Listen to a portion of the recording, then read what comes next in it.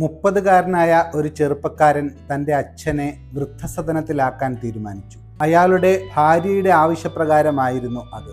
അങ്ങനെ അയാൾ തൻ്റെ അച്ഛനെ കാറിലേറ്റി ഒരു ക്രൈസ്തവ പുരോഹിതൻ നടത്തുന്ന വൃദ്ധസദനത്തിലെത്തിച്ചു. അവിടെ എത്തിയപ്പോൾ തൻ്റെ അച്ഛൻ ആ വൃദ്ധസദനത്തിൻ്റെ അധികാരിയായിരുന്ന പുരോഹിതനുമായി ഏറെ നേരം സംഭാഷണത്തിൽ ഏർപ്പെടുന്നതായി അയാൾ ശ്രദ്ധിച്ചു. മുൻപരിചയമുള്ള ആളുകളെപ്പോലെ അവർ സംസാരിക്കുന്നത് കണ്ട ആ ചെറുപ്പക്കാരൻ തൻ്റെ അച്ഛനെ നേരത്തെ അറിയാമായിരുന്നോ എന്ന് ആ പുരോഹിതനോട് തിരക്കി. തങ്ങൾക്കിടയിൽ മുൻപരിചയമുണ്ടെന്ന് പറഞ്ഞ പുരോഹിതൻ തുടർന്ന് പറഞ്ഞു, 30 വർഷങ്ങൾക്ക് മുൻപ് ഇതേ അനാഥാലയത്തിലെത്തിയ ഇദ്ദേഹം മറ്റാർക്കും ദത്തെടുക്കാൻ താല്പര്യമില്ലാതിരുന്ന രോഗിയായ ഒരു അനാഥ ബാലനെ ദത്തെടുത്തു.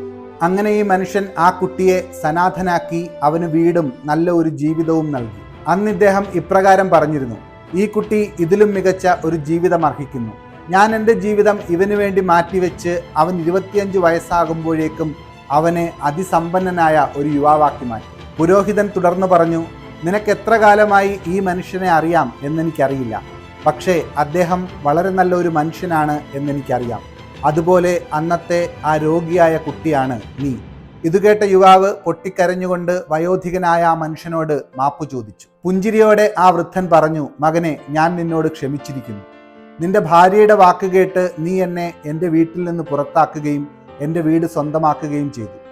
പക്ഷേ നിന്നെ മാത്രം അനന്തരാവകാശിയാക്കിക്കൊണ്ട് ഞാൻ നേരത്തെ എഴുതിച്ച പ്രമാണങ്ങൾ ഞാൻ റദ്ദു ചെയ്യുകയാണ്. ഞാൻ ഇപ്പോൾ ആയിരിക്കുന്ന ഈ അനാഥാലയത്തിൻ്റെ പേരിലേക്ക് ഞാൻ അതൊക്കെ മാറ്റി എഴുതി അവർക്ക് കൈമാറുകയാണ്.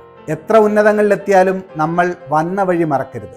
അങ്ങനെ സംഭവിച്ചാൽ ലക്ഷ്യസ്ഥാനത്തെത്തുന്നതിന് മുമ്പ് നമുക്ക് എല്ലാം നഷ്ടമായേക്കാം.